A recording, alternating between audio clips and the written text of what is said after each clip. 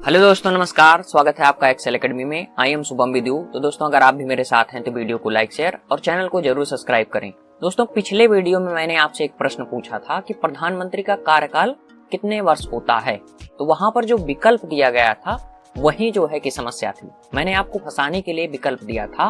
पहला विकल्प 3, दूसरा विकल्प 4 और तीसरा विकल्प जो था वो था 5 और चौथा विकल्प सबसे महत्वपूर्ण था, इनमें से कोई नहीं।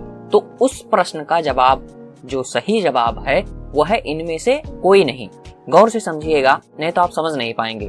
जैसे कि अगर मैं इस तरीके से प्रश्न आपसे पूछूं कि प्रधानमंत्री का कार्यकाल होता है, और यहाँ पर अगर मैं विकल्प दे दूं 3, 4, 5 अथवा 6, मतलब चौथा विकल्प 6 दे दूं, तब यहाँ पर कौन सा राइट आंसर होगा? तब यहाँ पर राइट आंसर होगा 5। लेकिन अगर इस तरीके से आपको कोई फंसाने के लिए प्रश्न पूछ रहा है कि प्रधानमंत्री का कार्यकाल होता है और वहां पर अगर विकल्प दिया गया है, मतलब कुछ भी विकल्प दिया गया है और लास्ट विकल्प अगर इनमें से कोई नहीं दिया गया है, तो जो सटीक आंसर होगा वो होगा इनमें से कोई नहीं। जैसे कि अगर आप पेपर देने जाते हैं तो वहां पर क्या कहा जाता है कि जो हो सकता है कि एक से अधिक उत्तर सही हों, लेकिन उसी गोले को आपको काला करना है, उसी जो है कि आंसर को आपको क्लिक करना है जो कि सबसे ज्यादा उपयुक्त हो, सबसे ज्यादा सही हो।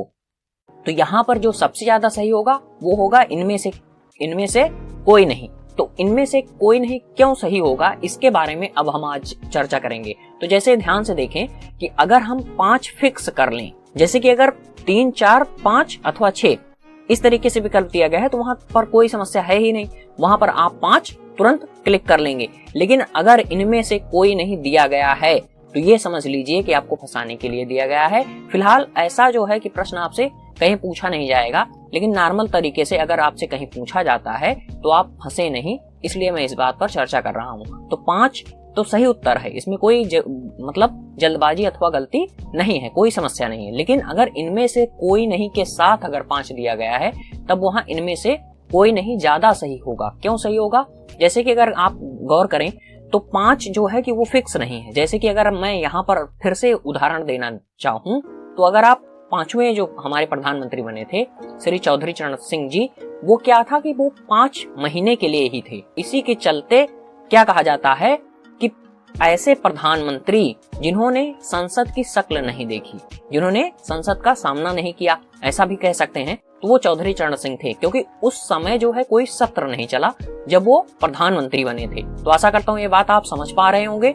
और अगली बात जो है, अगर दूसरा उदाहरण लिया जाए तो आप देख सकते हैं कि गुलजारी लाल नंदा जो कि कार्यवाहक बने थे तो कुछ ही दिनों के लिए थे, और अटल बिहारी वाजपेयी की बात की जाए तो वो भी कुछ दिनों के लिए थे, और मोरारजी देसाई जिन पर मैंने लंबी चर्चा की थी, अगर मोरारजी देसाई की बात आए तब आपको बहुत से फैक्ट याद आ जाने चाहिए जो कि मैंने आपको बता रखा है। तो मोरारजी देसाई ऐसे प्रधानमंत्री थे पहले जिन्होंने कार्यकाल को पूरा किए बगैर इस्तीफा दे दिया था। तो कार्यकाल हो गया 5 और 5 को पूरा किए बगैर इस्तीफा दे दिए।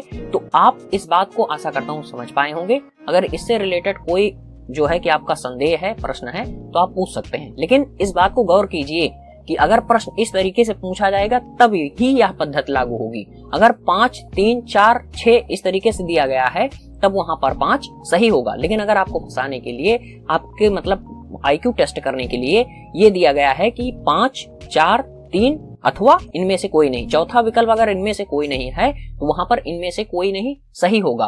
तो इस चीज को मैंने बता दिया। अब अगर इससे रिलेटेड अगर कोई प्रश्न आपके मन में है तो आप पूछ सकते हैं। फिलहाल मैंने इस चीज को बेहतरीन तरीके से बताया है, समझाने की कोशिश की है। तो यहाँ पर यही बात है कि जो है 5 वो फिक्स नहीं है, 5 वो फिक्स नहीं है, इसलिए इनमें से कोई नहीं सही हो रहा है।